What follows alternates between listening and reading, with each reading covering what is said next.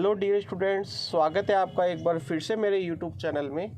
और चैनल का नाम है केमिस्ट्री विद मनीष सोनी। आज इस वीडियो में हम क्लास 12 के चैप्टर नंबर 5 पृष्ठ रसायन या सरफेस केमिस्ट्री के लेक्चर नंबर 5 को शुरू करने जा रहे हैं। इस चैप्टर के 4 लेक्चर्स मैं आपको कंप्लीट करवा चुका हूं। यदि आपने उन लेक्चर्स को अभी तक नहीं देखा है तो पहले आप उन चारों लेक्चर्स को देखिएगा और उसके बाद में आप इस लेक्चर पे आइएगा। तो आज का जो हमारा टॉपिक रहेगा वो रहेगा कोलाइड या कोलाइडी विलयन। तो आप स्क्रीन पे देख पा रहे हैं कोलाइड। तो सबसे पहले हम कोलाइड शब्द आया कहाँ से, इस बात की चर्चा कर लेते हैं। कोलाइड शब्द ग्रीक भाषा के कोला शब्द से बना है। कोलाइड शब्द ग्रीक भाषा के कोला शब्द से बना है, जिसका अर्थ है गोंद के समान। कोलाइड शब्द ग्रीक भाषा के कोला शब्द से बना है, जिसका अर्थ है गोंद के समान। कोलाइड एक पदार्थ नहीं है, बल्कि पदार्थ की एक अवस्था है जो कणों के आकार पर निर्भर करती है। ध्यान रखिएगा, कोलाइड जो है वो एक पदार्थ नहीं है, पदार्थ नहीं होता है। यह पदार्थ की एक अवस्था होती है जो किस चीज़ पर डिपेंड करती है, किस चीज़ पर निर्भर करती है, कणों के आकार पर। यहाँ पर मैं आपको एक बात बताना चाहूँगा, जो पीडीएफ मैंने आपको सेंड की है, उपलब्ध करवाई है सरफेस केमिस्ट्री की, वो हैंड रिटन है, जबकि ये जो नोट्स हैं वो टाइप किए हुए हैं। तो ये जो नोट्स हैं उस पीडीएफ से ही टाइप किए हुए हैं, उसमें और इसमें आपको कुछ अंतर देखने को नहीं मिलेगा। उसमें थोड़ा साफ दिखाई नहीं दे रहा था, इसलिए मैंने उन नोट्स को यहाँ पर टाइप कर दिया है। तो आप नोट्स पढ़ सकते हैं और उनको अपने हाथों से उनके नोट्स बना सकते हैं। ठीक है, चलिएगा। तो बताइएगा कोलाइड क्या है। कोलाइड एक पदार्थ की अवस्था है जो कणों के आकार पर निर्भर करती है। यदि किसी विलयन में कणों का आकार 1 नैनोमीटर से 1000 नैनोमीटर का होता है तो ऐसे कण कोलाइडी कण व इनका विलयन कोलाइडी विलयन कहलाता है। यदि किसी विलयन में कणों का आकार कितना 1 नैनोमीटर से 1000 नैनोमीटर का होता है। ये जो कणों का आकार है एग्जाम में पूछा जाता है, तो आप इसको अच्छे से याद करेंगे। यदि किसी विलयन में कणों का आकार 1 नैनोमीटर से 1000 नैनोमीटर का होता है तो ऐसे कण कोलाइडी कण व इनका विलयन कोलाइडी विलयन कहलाता है। यहाँ पर एक बात मैं आपको और स्पष्ट कर देता हूँ कि जो पीडीएफ मैंने आपको उपलब्ध करवाई है हैंड रिटन, उसमें कोलाइडी कणों का आकार 1 नैनोमीटर से 100 नैनोमीटर लिखा हुआ है। देखिएगा, आरबीएससी बोर्ड की जो बुक है उस बुक में कोलाइडी कणों का आकार 1 नैनोमीटर से 1000 नैनोमीटर का दिया हुआ है, जबकि एनसीईआरटी की जो बुक है उसमें कोलाइडी कणों का आकार 1 नैनोमीटर से 1000 नैनोमीटर का दिया हुआ है। जो पीडीएफ मैंने आपको उपलब्ध करवाई है वो आरबीएससी बुक पर बेस्ड है। उस पीडीएफ और इस वीडियो की जो नोट्स हैं उसमें सिर्फ एक ही अंतर आपको देखने को मिल रहा है, वो यह है कि वहाँ पर कोलाइडी कणों का आकार 1 नैनोमीटर से 100 नैनोमीटर का है और यहाँ पर कोलाइडी कणों का आकार 1 नैनोमीटर से 1000 नैनोमीटर का है। अब बात आती है कि सर कौन सा सही माने, तो देखिएगा दोनों ही सही है। यदि आप राजस्थान बोर्ड एग्ज़ाम दे रहे हैं, वहाँ पर अगर आप 1 नैनोमीटर से 100 नैनोमीटर लिखते हैं तो भी सही माना जाएगा। और चूँकि एनसीईआरटी के अकॉर्डिंग 1 नैनोमीटर से 1000 नैनोमीटर के कणों का आकार कोलाइडी कणों का होता है, इसलिए ये भी सही है। ज़्यादा सही कौन सा है, देखिएगा एनसीईआरटी वाला जो है वो ज़्यादा सही है और ये जो नोट्स मैंने टाइप किए हैं ये एनसीईआरटी पर बेस्ड है। तो आप ये भी लिख सकते हैं, वो भी लिख सकते हैं, लेकिन प्रतियोगी परीक्षा में यदि आपसे ये प्रश्न पूछा जाता है तो आप एनसीईआरटी को ही फॉलो करेंगे और 1 नैनोमीटर से 1000 नैनोमीटर मानेंगे। तो ध्यान रखिएगा, ये थोड़ा आपको यहाँ पर कन्फ्यूजन पैदा हो सकता है, लेकिन पैदा नहीं करना है। बोर्ड एग्जाम में आप 1 नैनोमीटर से 100 नैनोमीटर लिखें तो अच्छा है और 1 नैनोमीटर से 1000 नैनोमीटर लिखें तो भी वो सही है, गलत कोई सा भी नहीं है। लेकिन प्रतियोगी परीक्षा में एनसीईआरटी को फॉलो किया जाता है। तो ये जो नोट्स है मैं आपको एनसीईआरटी पर बेस्ड उपलब्ध करवा रहा हूँ। तो यदि किसी विलयन में कणों का आकार 1 नैनोमीटर से 1000 नैनोमीटर का होता है और आरबीएससी बोर्ड की बुक के अकॉर्डिंग 1 नैनोमीटर से 100 नैनोमीटर का होता है, तो ऐसे कण कोलाइडिक कण व इनका विलयन क्या कहलाता है? कोलाइडी विलयन कहलाता है। कणों के आकार के आधार पर विलयन 3 प्रकार के होते हैं। कणों के आकार के आधार पर विलयन 3 प्रकार के होते हैं। वास्तविक विलयन, कोलाइडी विलयन और निलंबन। सबसे पहले हम बात कर लेते हैं वास्तविक विलयन की। वास्तविक विलयन हमने चैप्टर नंबर 2 में पढ़ लिया है। हम बात कर लेते हैं वास्तविक विलयन में कणों का आकार कितना होता है। देखिएगा, ऐसा विलयन जिसमें कणों का आकार 1 नैनोमीटर से कम होता है, ऐसा विलयन जिसमें कणों का आकार 1 नैनोमीटर से कम का होता है, वास्तविक विलयन कहलाता है। इन कणों को शक्तिशाली सूक्ष्मदर्शी से भी देखना संभव नहीं होता। तो याद रखिएगा बच्चों, वास्तविक विलयन जो होता है उसमें कणों का आकार 1 नैनोमीटर से कम होता है। इन कणों को शक्तिशाली सूक्ष्मदर्शी से भी देखना संभव नहीं होता। वास्तविक विलयन समांगी प्रकृति का होता है। वास्तविक विलयन किस प्रकृति का होता है? समांगी प्रकृति का होता है, जैसे नमक का जलीय विलयन। ठीक है, वास्तविक विलयन हमने चैप्टर नंबर 2 में पढ़ा था। 2 अथवा 2 से अधिक पदार्थों से मिलकर बना समांगी मिश्रण क्या कहलाता है? विलयन। और उस विलयन को ही वास्तविक विलयन कहा जाता है। और वास्तविक विलयन में विलय के कणों का आकार 1 नैनोमीटर से कम होता है और इन कणों को शक्तिशाली सूक्ष्मदर्शी से भी देखना संभव नहीं होता, जैसे नमक का जलीय विलयन, ग्लूकोज का जलीय विलयन आदि। दूसरा है कोलाइडी विलयन। ऐसा विलयन जिसमें कणों का आकार 1 नैनोमीटर से 1000 नैनोमीटर का होता है। अकॉर्डिंग टू एनसीईआरटी 1 नैनोमीटर से 1000 नैनोमीटर का होता है, कोलाइडी विलयन कहलाता है। इन कणों को नग्न आँखों से तो नहीं देखा जा सकता, परंतु सूक्ष्मदर्शी द्वारा देखा जा सकता है, जैसे गोंद का जलीय विलयन। जैसे गोंद का जलीय विलयन। तो बताइएगा, कोलाइडी विलयन में कणों का आकार अकॉर्डिंग टू एनसीईआरटी कितना है? 1 नैनोमीटर से 1000 नैनोमीटर। और आरबीएससी बोर्ड की बुक के अकॉर्डिंग कितना है? 1 नैनोमीटर से 100 नैनोमीटर। कंपटीशन एग्जाम के लिए आपको 1 नैनोमीटर से 1000 नैनोमीटर को फॉलो करना है। बोर्ड में आप कोई सा भी फॉलो कर सकते हैं, जैसे गोंद का जलीय विलयन। ध्यान रखिएगा, कोलाइडी विलयन जो होता है वो समांगी प्रकृति का नहीं होता, वो विषमांगी प्रकृति का होता है। कैसा होता है? विषमांगी प्रकृति का। अब हम बात करेंगे निलंबन की। तीसरे प्रकार का विलयन है निलंबन। ऐसा विलयन जिसमें कणों का आकार 1000 नैनोमीटर से अधिक होता है, निलंबन कहलाता है। इन कणों को नग्न आँखों से देख सकते हैं, जैसे चौक का जलीय विलयन। और यहाँ पर एक नोट लगा के लिखा हुआ है, चौक का जो विलयन होता है जलीय विलयन वो भी विषमांगी प्रकृति का होता है, यानी निलंबन प्रकार का जो विलयन है वो भी विषमांगी प्रकृति का होता है।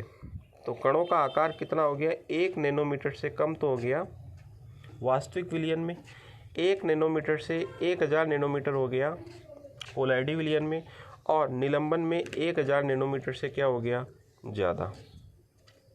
ठीक है, चलिएगा अब हम बात करेंगे अगले टॉपिक की, कोलाइडी विलयन की प्रावस्थाएं।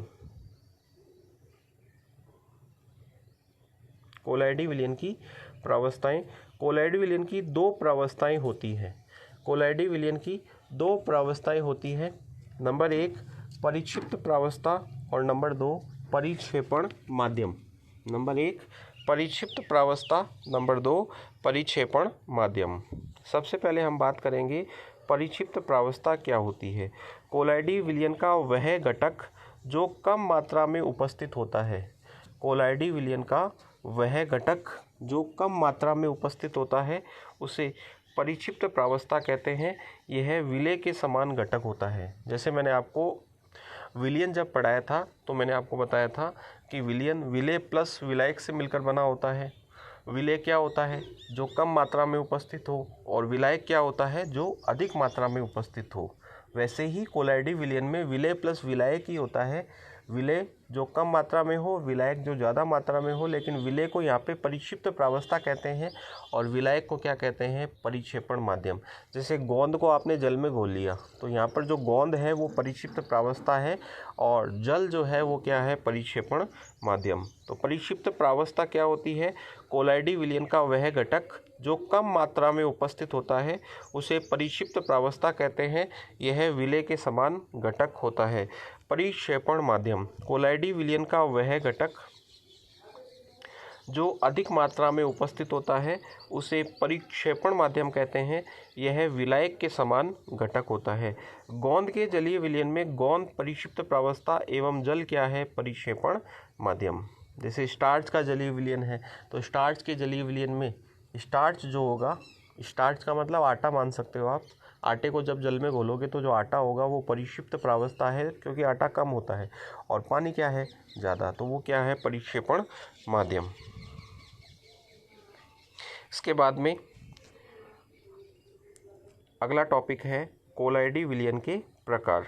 कोलाइडी विलयन के प्रकार, तो देखिएगा यहाँ पर हम कोलाइडी विलयन के जो प्रकार पढ़ेंगे उनमें जो पहला आधार है वो है परिक्षिप्त प्रावस्था एवं परिक्षेपण माध्यम की भौतिक अवस्था के आधार पर। यहाँ पर हम तीन आधारों के आधार पर कोलाइडी विलयन के प्रकार पढ़ने जा रहे हैं। नंबर 1 है परिक्षिप्त प्रावस्था एवं परिक्षेपण माध्यम की भौतिक अवस्था के आधार पर। दूसरा आधार है परिक्षिप्त प्रावस्था एवं परिक्षेपण माध्यम के मध्य आकर्षण के आधार पर। और तीसरा जो आधार है वो है परिक्षिप्त प्रावस्था के कणों के आधार पर। तो सबसे पहले हम बात करेंगे परिक्षिप्त प्रावस्था एवं परिक्षेपण माध्यम की भौतिक अवस्था के आधार पर। इस आधार पर कोलाइडी विलयन 8 प्रकार के होते हैं। कितने प्रकार के होते हैं? 8 प्रकार के। वो कौन कौन से हैं देखिएगा। एक बात मैं आपको यहाँ पर स्पष्ट कर देता हूँ कि विलेय एवं विलायक की भौतिक अवस्था के आधार पर जो विलयन होते हैं वो 9 प्रकार के होते हैं, लेकिन परिक्षिप्त प्रावस्था एवं परिक्षेपण माध्यम की भौतिक अवस्था के आधार पर कोलाइडी विलयन 9 प्रकार के नहीं होते, क्योंकि कोलाइडी विलयन विषमांगी प्रकृति का होता है और गैस में जो विलयन होता है वो हमेशा समांगी होता है। इसलिए कोलाइडी विलयन 9 प्रकार के नहीं होते। कितने होते हैं? 8। जबकि वास्तविक विलयन कितने प्रकार के होते हैं? 9 प्रकार के। अभी वो भी बात समझ में आ जाएगी, एक बार देख लीजिएगा आप इसको। तो यहाँ पर एक सारणी बना रखी है। सबसे पहले लिखा हुआ है सीरियल नंबर,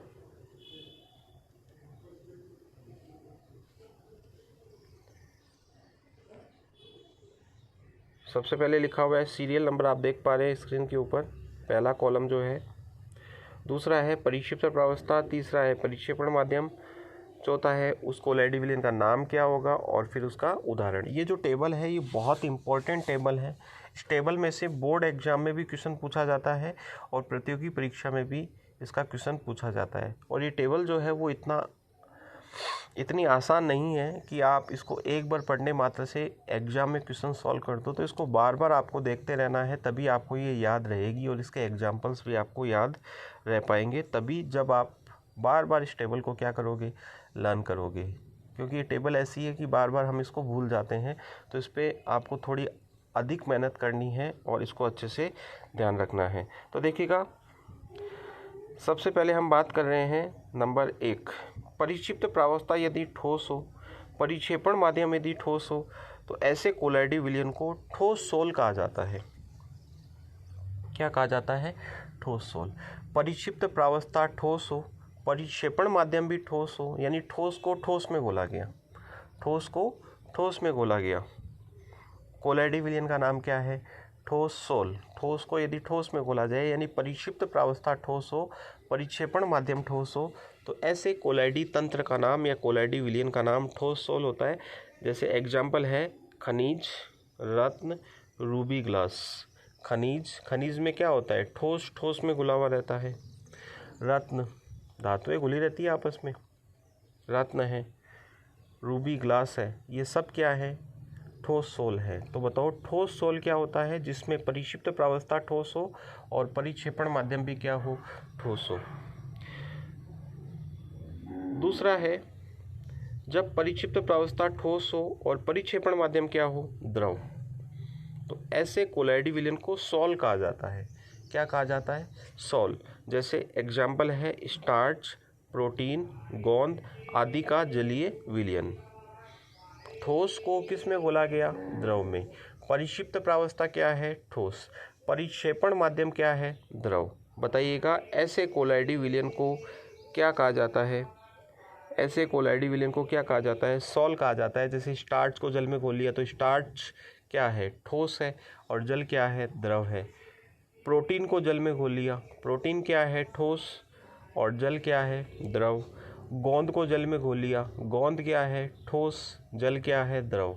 तो बताइएगा ठोस को द्रव में घोला जाए तो ऐसे कोलाइडी विलयन को क्या नाम दिया जाता है, क्या नाम दिया गया है, सॉल।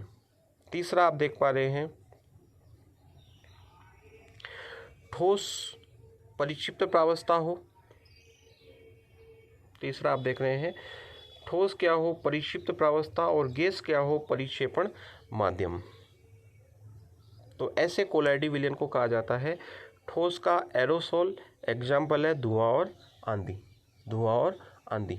धुआं और आंधी में क्या होता है, जैसे हम धुएं की बात करते हैं तो धुएं में क्या होता है, कार्बन के कण, कार्बन के कण ठोस है, किस में घुले हुए रहते हैं, वायु में, हवा में, ठीक है, गैसों में। जैसे कार्बन मोनोऑक्साइड गैस होती है धुएं के अंदर, तो जो कार्बन के कण हैं वो कार्बन मोनोऑक्साइड गैस में घुले हुए हैं।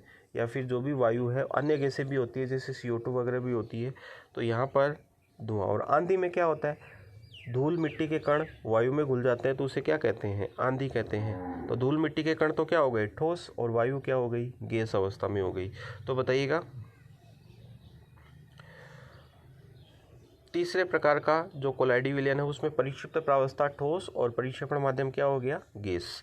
तो यहाँ पर आप देख रहे हैं कि यदि परिक्षिप्त प्रावस्था ठोस होती है तो कोलाइडी विलयन को सॉल कहा जाता है। क्या कहा जाता है, सॉल। और यदि परिक्षेपण माध्यम ठोस हो तब तो उसे ठोस सोल कह देते हैं, गैस हो तो उसे ठोस का एरोसोल कह देते हैं, और द्रव होता है परिक्षेपण माध्यम तो उसे क्या कहा जाता है, केवल सोल। तो बहुत ही इंपॉर्टेंट बात मैं आपको बता रहा हूँ कि यदि परिक्षिप्त प्रावस्था ठोस है तो कोलाइडी विलयन को सोल कहा जाएगा, सोल कहा जाएगा। अब डिपेंड करेगा कि वो सोल कौन सा है। साधारण सोल कब होगा, जब परिक्षेपण माध्यम द्रव हो। यदि परिक्षेपण माध्यम ठोस हो तो उसे ठोस सोल, और गैस हो तो ठोस का एरोसोल। चलिएगा अब हम बात करेंगे चौथा कोलाइडी विलयन कौन सा है। यदि परिक्षिप्त प्रावस्था द्रव हो, परिक्षेपण माध्यम ठोस हो, यानी द्रव को ठोस में यदि घोला जाए तो ऐसे कोलाइडी विलयन को जेल कहा जाता है। क्या कहा जाता है, जेल। जैसे पनीर, मक्खन, दही, जूतों की पॉलिश। पनीर, मक्खन, दही, जूतों की पॉलिश। पनीर में क्या होता है, देखिएगा पनीर को आप ध्यान से देखिएगा, उसमें पानी की मात्रा तो क्या होती है, कम, और जो फैट होता है वो क्या होता है, ज़्यादा। वसा क्या होती है, ज़्यादा। पनीर में पानी कम होता है, पानी होता तो है। जैसे पनीरों को आप लोग किसी कपड़े में लो और उसको जोर से निचोड़ दो तो 2-4 बूंदे पानी की ज़रूर निकलेगी, इसका मतलब पानी है लेकिन बहुत कम मात्रा में। तो देखिएगा आप, जो कम मात्रा में होता है उसे हम क्या कहते हैं, परिक्षिप्त प्रावस्था कहते हैं। तो यहाँ पर जो द्रव है ना, द्रव है वो जल है, और ठोस जो है वो क्या है, फैट। तो पनीर, मक्खन में भी जल कम होता है और फैट क्या होता है, ज़्यादा। दही में भी जल कम होता है, फैट क्या होता है, ज़्यादा। और जूतों की पॉलिश भी गीली होती है, देखो उसमें हल्का फुल्का पानी ज़रूर होता है। तो बताओ ऐसे कोलाइडी विलयन को क्या कहा जाता है, जेल, जिसमें परिक्षिप्त प्रावस्था क्या हो, द्रव, और परिक्षेपण माध्यम क्या हो, ठोस। ये क्वेश्चन बोर्ड एग्जाम में भी पूछा जाता है कि जब किसी कोलाइडी विलयन में परिक्षिप्त प्रावस्था द्रव एवं परिक्षेपण माध्यम ठोस हो तो ऐसे कोलाइडी विलयन को क्या नाम दिया जाता है। तो आपको बताना है जेल। एग्जाम्पल अच्छे से रट लेने हैं, पनीर, मक्खन, दही और बूट पॉलिश। पांचवा कोलाइडी विलयन है जब परिक्षिप्त प्रावस्था और परिक्षेपण माध्यम दोनों ही क्या हो, द्रव। जब परिक्षिप्त प्रावस्था एवं परिक्षेपण माध्यम दोनों ही क्या हो, द्रव, तो ऐसे कोलाइड विलयन को पायस कहा जाता है। और पायस को अंग्रेजी में ध्यान रखिएगा इमल्सन कहते हैं। क्या कहते हैं? इमल्सन। जैसे एग्जाम्पल है दूध और तेल व जल का मिश्रण। दूध एवं तेल व जल का मिश्रण। ठीक है। दूध में क्या होता है? दो प्रावस्थाएं होती है, फैट भी लिक्विड फॉर्म में होती है और जो वाटर है ही उसके अंदर, जल है ही। तेल व जल का मिश्रण, तेल और जल दोनों ही क्या हो गए? द्रव हो गए। तो ऐसे कोलाइडी विलयन को क्या कहा जाता है? पायस कहा जाता है। अगला कोलाइडी विलयन है जिसमें परिक्षिप्त प्रावस्था द्रव हो और परिक्षेपण माध्यम क्या हो? गैस। परिक्षिप्त प्रावस्था द्रव हो और परिक्षेपण माध्यम क्या हो? गैस। ऐसे कोलाइडी विलयन को कहते हैं द्रव का एरोसोल। तो देखो सोल 4 जगह आ चुका है, चौथी जगह सोल कब आया? जब परिक्षिप्त प्रावस्था द्रव एवं परिक्षेपण माध्यम क्या हो? गैस। जैसे एग्जाम्पल है धुंध व कोहरा। धुंध क्या? धुंध जैसे सर्दियों में ओस पड़ती है ना, उस ओस को ही धुंध कहते हैं। तो उस ओस में क्या होता है? नमी जो होती है वो वायु में घुली रहती है। ठीक है। हवा में जब नमी आ जाती है तो उसे ओस कह देते हैं। कोहरे में भी ये होता है। 7वां कोलाइडी विलयन है जब परिक्षिप्त प्रावस्था गैस हो और परिक्षेपण माध्यम क्या हो? ठोस। ऐसे कोलाइडी विलयन को ठोस झाग कहते हैं। एग्जाम्पल है केक व समुद्री झाग। और 8वां जो कोलाइडी विलयन है वो है जब परिक्षिप्त प्रावस्था गैस हो और परिक्षेपण माध्यम क्या हो? द्रव। ऐसे कोलाइडी विलयन को सिंपली झाग कहा जाता है। एग्जाम्पल है सोडा वाटर, फेंटी गई क्रीम, साबुन आदि। तो बताइएगा कितने प्रकार के कोलाइडी विलयन हो गए? 8। 9वां अगर होता तो कौन सा होता? गैस और गैस, यानी परिक्षिप्त प्रावस्था भी गैस और परिक्षेपण माध्यम भी गैस। लेकिन ये कोलाइडी विलयन संभव नहीं होता क्योंकि गैसों का जो मिश्रण होता है वो हमेशा कैसा होता है? समांगी प्रकृति का होता है। तो गैस का गैस में कोलाइडी विलयन नहीं बनता। गैस का गैस में क्या बनता है? वास्तविक विलयन बनता है। इसीलिए कोलाइडी विलयन 8 प्रकार के होते हैं, ना कि 9 प्रकार के। इसके बाद में एक नोट लगा के बात लिखी हुई है जो मैंने आपको ऑलरेडी बता दी है। क्या बात है? देखिएगा, गैस का गैस में कोलाइडी विलयन नहीं बनता है क्योंकि गैस का गैस में समांगी मिश्रण बनता है। यह वास्तविक विलयन होता है। इसके बाद में हमारा जो अगला टॉपिक है परिक्षिप्त प्रावस्था व परिक्षेपण माध्यम के मध्य आकर्षण के आधार पर। दूसरा आधार है कोलाइडी विलयन के प्रकारों को बताने के लिए परिक्षिप्त प्रावस्था एवं परिक्षेपण माध्यम के मध्य आकर्षण के आधार पर। देखिएगा, परिक्षिप्त प्रावस्था परिक्षेपण माध्यम में घुली हुई रहती है, तो उन दोनों के मध्य जो आकर्षण है उसके आधार पर कोलाइडी विलयन कितने प्रकार के होते हैं? 2 प्रकार के।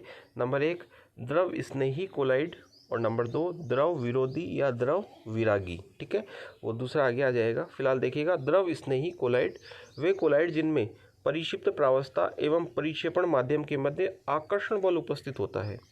वे कोलाइड जिनमें परिक्षिप्त प्रावस्था एवं परिक्षेपण माध्यम के मध्य क्या उपस्थित होता है? आकर्षण बल उपस्थित होता है। द्रव स्नेही या द्रव रागी कोलाइड कहलाते हैं। इनको बनाने की विधियां क्या होती है? आसान होती है, क्योंकि यहाँ पर परिक्षिप्त प्रावस्था और परिक्षेपण माध्यम के मध्य क्या उपस्थित होता है? आकर्षण। और आकर्षण के कारण से इनको बनाने की विधियां जो होती है वो क्या होती है? आसान होती है। भी आकर्षण बल उपस्थित होगा तो वो अच्छे से एक दूसरे में आसानी से घुल जाएंगे, तो बनाने की विधियाँ क्या होगी? आसान। जैसे गोंद को आप जल में घोलते हो तो आसानी से उसको घोल सकते हो, थोड़ा सा पानी को गर्म करके फिर गोंद को उसमें डाल के और उसको हिला करके आप क्या कर सकते हो? बना सकते हो। कोई विशेष विधि की आवश्यकता आपको नहीं पड़ती। ये स्थायी होते हैं। तो एक बार आप इसको याद कीजिएगा, स्थायी का क्या मतलब है? ये क्या होते हैं? स्थायी होते हैं। ये उत्क्रमणीय प्रकृति के होते हैं। कैसी प्रकृति के होते हैं? उत्क्रमणीय प्रकृति के होते हैं। उत्क्रमणीय प्रकृति का मतलब क्या है कि एक बार आपने परिक्षिप्त प्रावस्था को परिक्षेपण माध्यम में घोल लिया, उसके बाद में आप उसको वापस से बाहर निकाल सकते हो परिक्षिप्त प्रावस्था को परिक्षेपण माध्यम में से, और फिर वापस से घोल सकते हो। यानी परिक्षिप्त प्रावस्था को परिक्षेपण माध्यम में घोला, फिर वापस से उसको बाहर निकाल लिया गर्म करके या किसी भी अन्य तरीके से, और फिर उसको वापस घोला जा सकता है। इसलिए इनकी जो प्रकृति है वो कैसी मानी गई है? उत्क्रमणीय प्रकृति मानी गई है।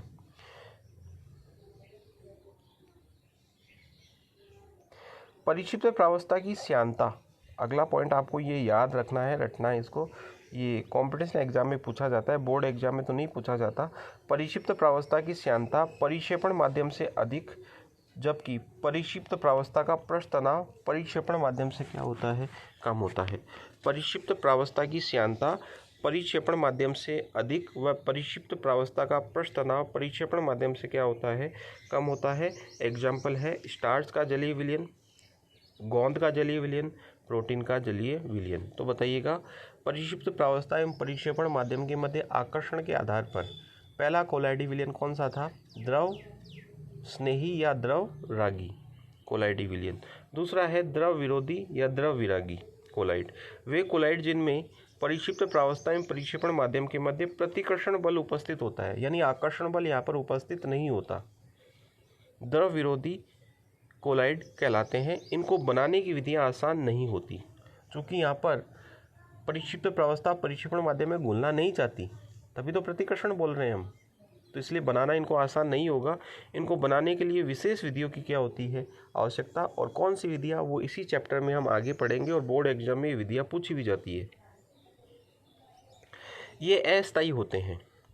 जबरदस्ती घोल रहे हो आप, क्योंकि वहाँ पर दोनों प्रावस्थाओं के मध्य आकर्षण नहीं है, प्रतिकर्षण है, तो जबरदस्ती घोल रहे हो और जबरदस्ती घोलोगे तो स्थायी नहीं रह पाएंगे। क्या होते हैं? अस्थायी होते हैं। अस्थायी का प्रॉपर मतलब क्या है वो मैं आपको इसी चैप्टर में आगे बताऊंगा।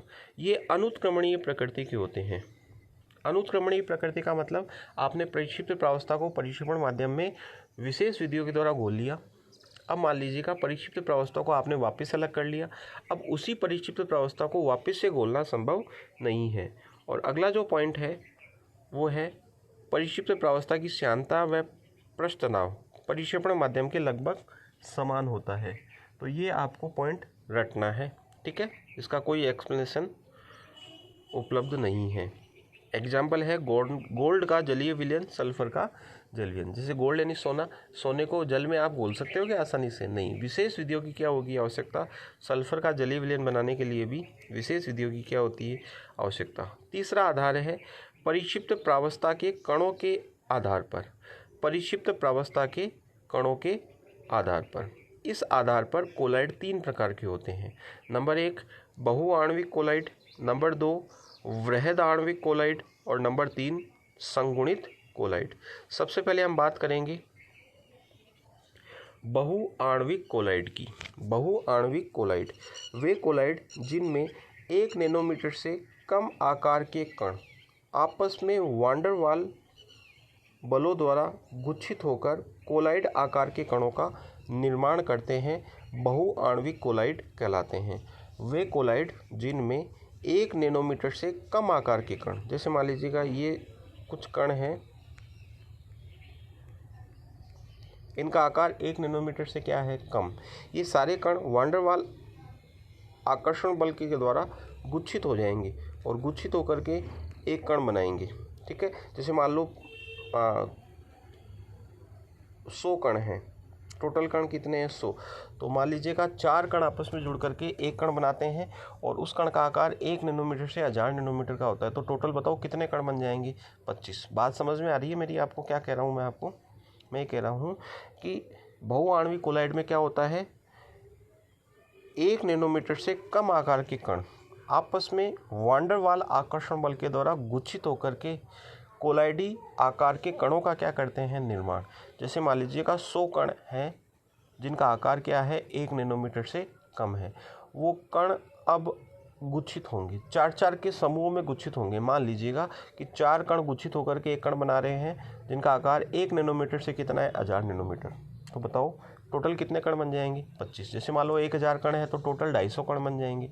10,000 है तो कितने बन जाएंगे? 2500 बन जाएंगे। 1 लाख है तो कितने बन जाएंगे? 25,000 कोलाइडी कणों का क्या होगा? निर्माण। बहुआण्विक कोलाइड क्या होते हैं? जिनमें 1 नैनोमीटर से कम आकार के कण आपस में वांडर वाल आकर्षण बल द्वारा गुच्छित होकर कोलाइडी आकार के कणों का निर्माण करते हैं। जैसे एग्जाम्पल है सल्फर का सोल, गोल्ड का सोल। दूसरा है वृहद आणविक कोलाइड। वृहद आणविक कोलाइड में क्या होता है, ऑलरेडी जो आकार होता है कणों का वो कोलाइडी आकार का ही होता है।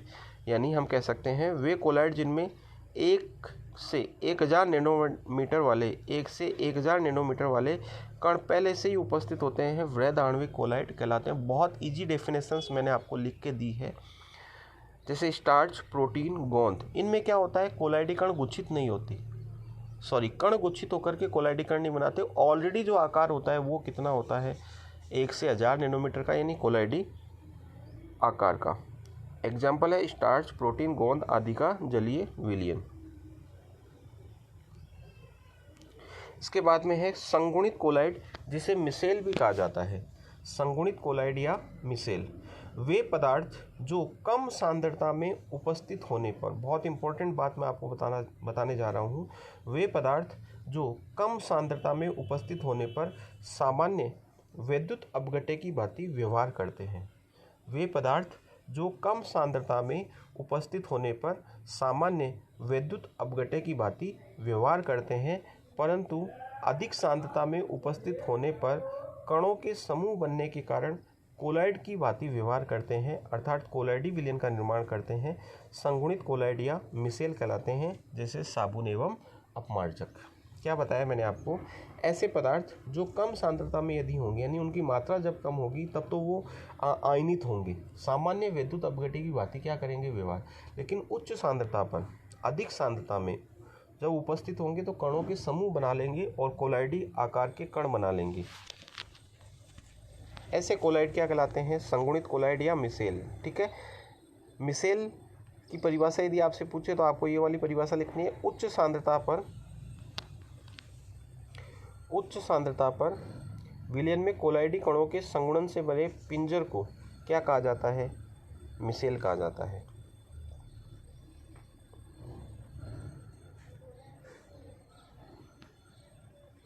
क्रांतिक मिसेल सांद्रता। क्रांतिक मिसेल सांद्रता की परिभाषा आपको याद रखनी है। मिसेल का निर्माण एक निश्चित सांद्रता पर होता है। मिसेल का निर्माण एक निश्चित सांद्रता पर होता है, जिसे CMC या क्रांतिक मिसेल सांद्रता कहते हैं। जैसे साबुन के लिए इसका मान होता है 10⁻³ मोल प्रति लीटर। तो CMC क्रांतिक मिसेल सांद्रता की परिभाषा आपसे पूछी जा सकती है।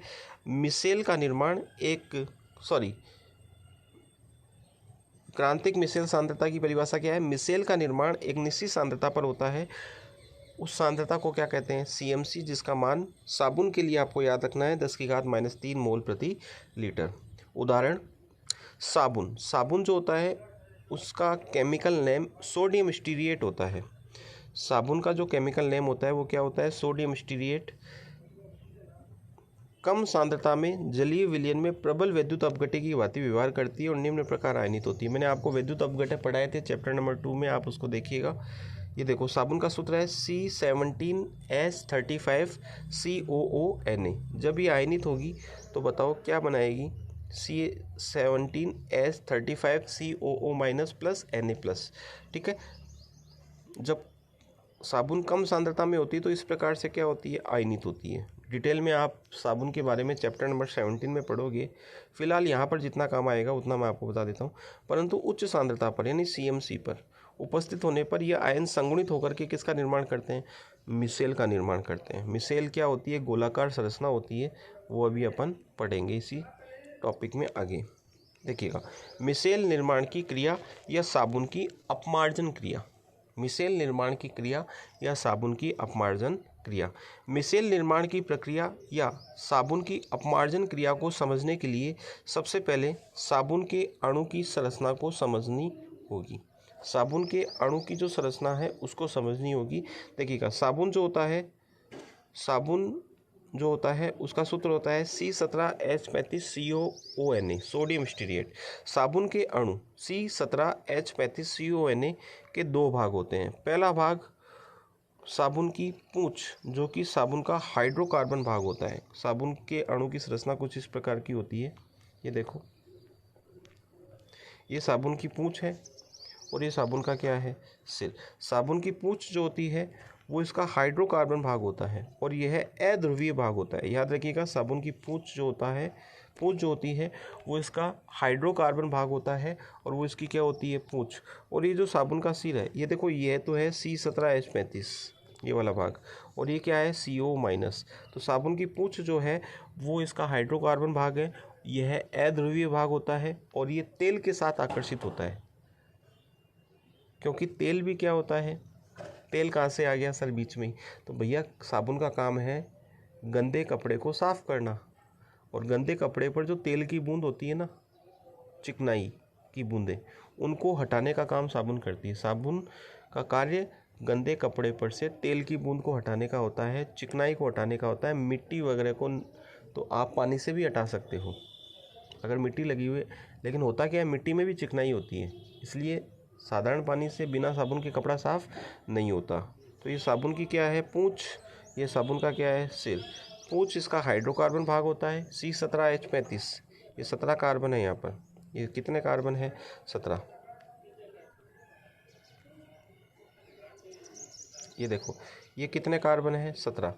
हाइड्रोजन कितने हैं, 35। तो ये साबुन की पूंछ है, ये इसका हाइड्रोकार्बन भाग है, अध्रुवीय भाग है, और तेल से क्या होता है, आकर्षित, क्योंकि तेल भी क्या होता है, अध्रुवीय। याद रखिएगा, समान समान को घोलता है। और ये इसका क्या है, सिर। सिर इसका ध्रुवीय भाग होता है जो जल से आकर्षित होता है, क्योंकि जल भी क्या होता है, ध्रुवीय। तो पहला साबुन की पूंछ जो साबुन का हाइड्रोकार्बन भाग होता है, ये साबुन का अध्रुवीय भाग होता है जो तेल से आकर्षित होता है, क्योंकि तेल भी अध्रुवीय होता है। साबुन का दूसरा भाग इसका सिर होता है। ये आगे वाला जो भाग आप देख रहे हैं, ये इसका क्या है, सिर। जो साबुन का ध्रुवीय भाग होता है, ये भाग जल से आकर्षित होता है, क्योंकि जल क्या होता है, ध्रुवीय। साबुन के अणु की संरचना को निम्न चित्र में दर्शाया गया है। ये चित्र देखिएगा, ये साबुन का पूंछ भाग आप देख पा रहे हो, ये पूंछ हो गया, ये C17H35 है, C17H35, और ये क्या हो गया, सिर भाग CO-। ये पूंछ भाग है, हाइड्रोकार्बन भाग है, अध्रुवीय भाग है, तेल से आकर्षित है, क्योंकि तेल भी क्या है, अध्रुवीय। ये सिर भाग है, ध्रुवीय भाग है, जल से क्या है, आकर्षित। किसी गंदे कपड़े को धोने के लिए जब इस पर जल डालकर साबुन लगाया जाता है, भाई गंदे कपड़े को आपको धोना है तो सबसे पहले आप क्या डालोगे, उसके ऊपर पानी डालोगे, फिर उसके ऊपर क्या लगाओगे, साबुन लगाओगे। तब क्रांतिक मिसेल सांद्रता पर साबुन के अणु के स्टीरिएट आयन गंदे कपड़े पर उपस्थित तेल की बूंद के चारों तरफ कुछ इस प्रकार गोलाकार रूप में एकत्रित होते हैं कि इनका सिर वाला भाग तेल की बूंद से आकर्षित होता है एवं पूंछ वाला भाग परिधि पर जल के अणुओं के साथ आकर्षित होता है। जैसे मान लीजिएगा ये गंदा कपड़ा है, इसके ऊपर ये तेल की बूंद है, ठीक है। इस तेल की बूंद को हटाना है, चिकनाई को हटाना है, तो इसके ऊपर सबसे पहले आप पानी डालोगे, पानी डाल के इसके ऊपर साबुन लगाओगे। तो जैसे साबुन आप इसके ऊपर लगाओगे तो साबुन के जो अणु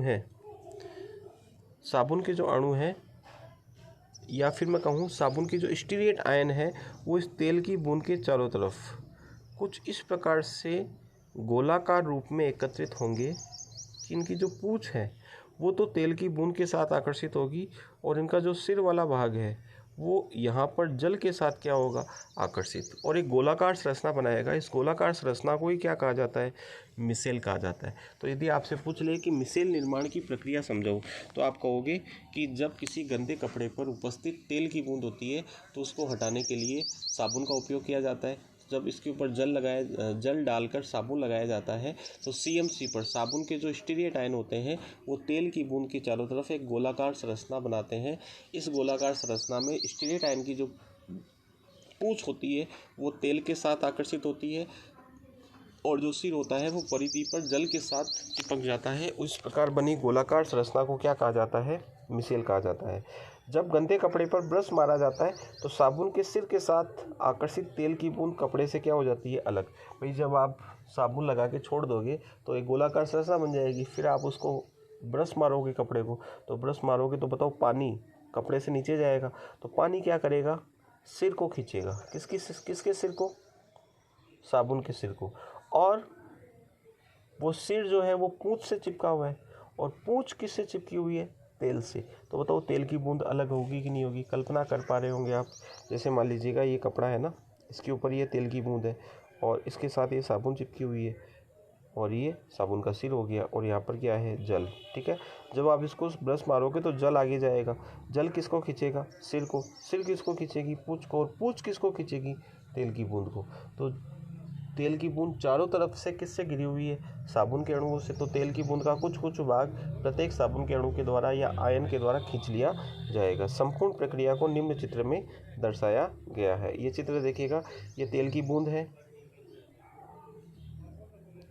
ये गंदा कपड़ा है, इसके ऊपर ये तेल की बूंद लगी हुई है। जल प्लस साबुन, यानी जल डाल के क्या लगाया गया, साबुन। तो CMC पर साबुन के अणु तेल की बूंद के चारों तरफ क्या हो गए, एकत्रित हो गए। पूंछ तो किसके साथ चिपकी हुई है, पूंछ तो किसके साथ चिपकी हुई है, तेल की बूंद के साथ। और देखो सिर, जो ग्रीन कलर के आपको सिर दिखाई दे रहे हैं, वो किसके साथ जुड़े हुए हैं, जल के साथ। ब्रश मारने पर क्या होगा, कपड़ा साफ हो जाएगा, तेल की बूंद अलग हो जाएगी और साबुन का पानी अलग हो जाएगा। तो ये जो प्रक्रिया है ना, वो क्या है, साबुन के अपमार्जन की प्रक्रिया। तो ये मैंने आपको आज के वीडियो में कोलाइडी विलयन क्या होते हैं, कोलाइडी विलयन के प्रकार तक मैंने आपको पढ़ा दिया है। यदि आपको वीडियो अच्छा लगा हो तो लाइक कीजिएगा और कमेंट करके ज़रूर बताइएगा कि आपको वीडियो कैसा लगा। ठीक है, मिलते हैं अगले लेक्चर में, लेक्चर नंबर 6 में। तब तक के लिए धन्यवाद। जय हिंद, जय भारत।